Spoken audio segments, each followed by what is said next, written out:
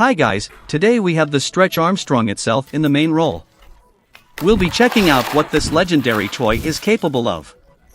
We've got a lot of tests planned, from testing the monster with a magnet to shooting it with a gun.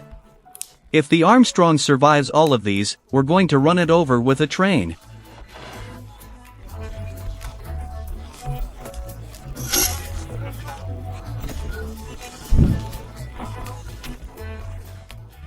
For those who don't know, here's what Armstrong is made of.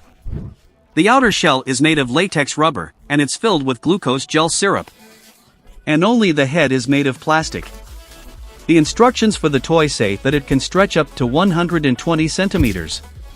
But it also says it needs to be soaked in warm water before stretching.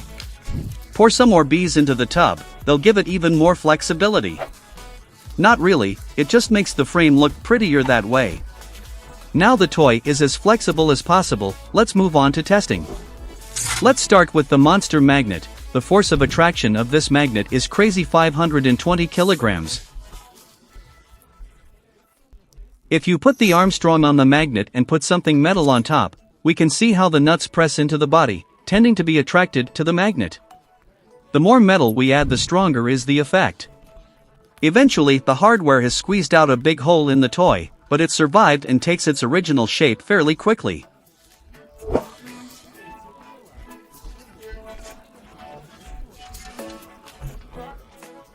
Let's increase the stress test by throwing this pile of hardware on the Armstrong. We'll put them in a mug or they'll just roll off. Wow, you can see how much pressure the mug exerts.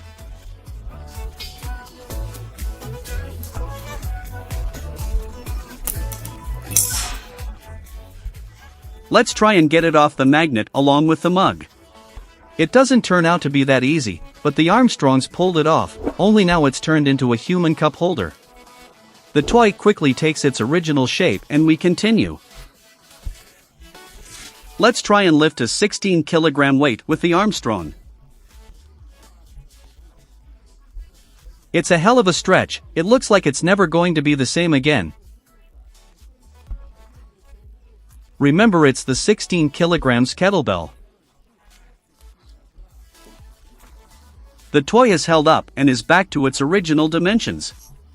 So, let's run it over with a car. It's crumpled and a bit smudged, but it's intact again. There is a slight problem, we forgot to turn on all the cameras, so we'll run it over again.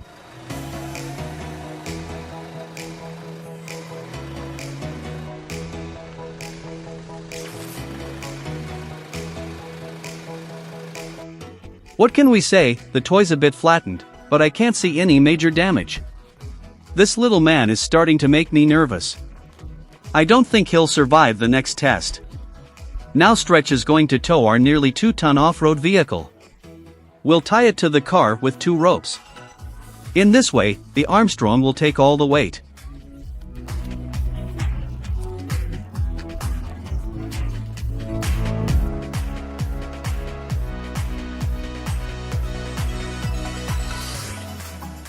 The red loop isn't exactly reliable. It slipped off and nearly tore my arm off.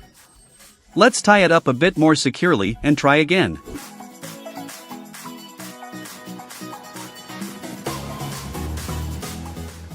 Guys, I'm shocked. The Armstrong is stretched like a snot, but it's pulling the car.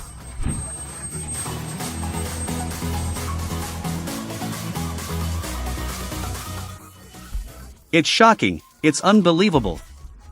Look at the way it's mashed.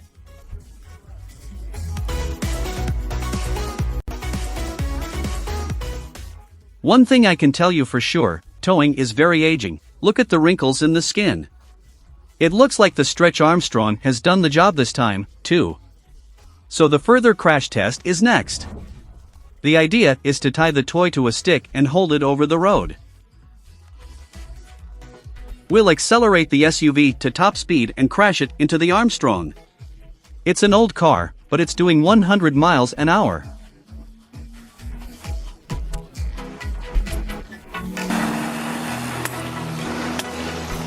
Wow!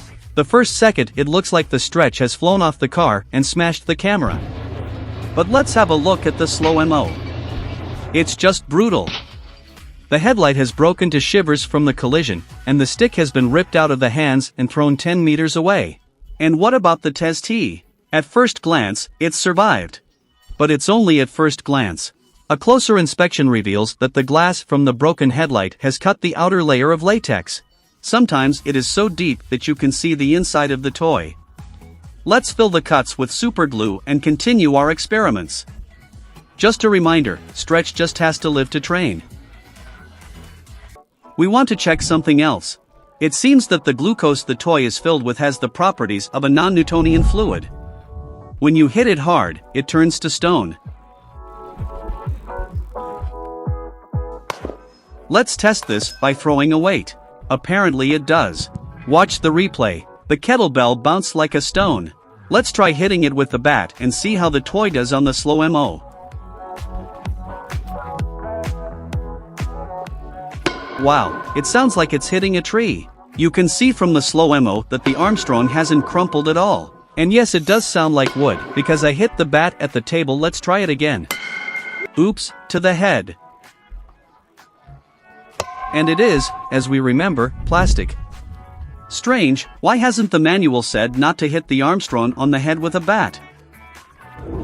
There's a way out of every situation. We've found a donor. And we're about to perform the world's first Stretch Armstrong head transplant from a chicken. That's even funnier. We've got a gun test coming up. Well, how am I supposed to shoot it? We'll shoot with a Flabert gun.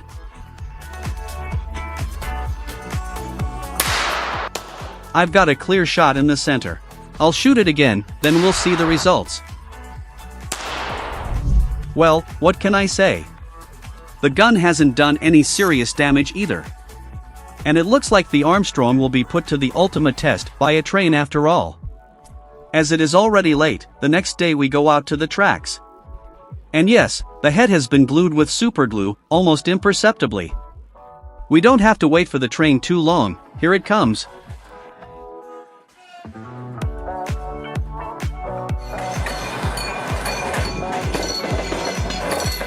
Well, we can say the head's hurt again. Let's have a look at the slow mo. Wow, the train has dragged the Stretch along the tracks by half a meter, torn its latex sheath, and that's it. It's unbelievable, but the toy is intact. We were sure that nothing under the train could survive. Let's wait for another train, only this time we put the Stretch Armstrong across the track. This time the train is going faster than the previous one and the wheel set simply throws the toy aside, also causing no significant damage. It's safe to say that the Stretch Armstrong is a champion in terms of resistance to various crash tests.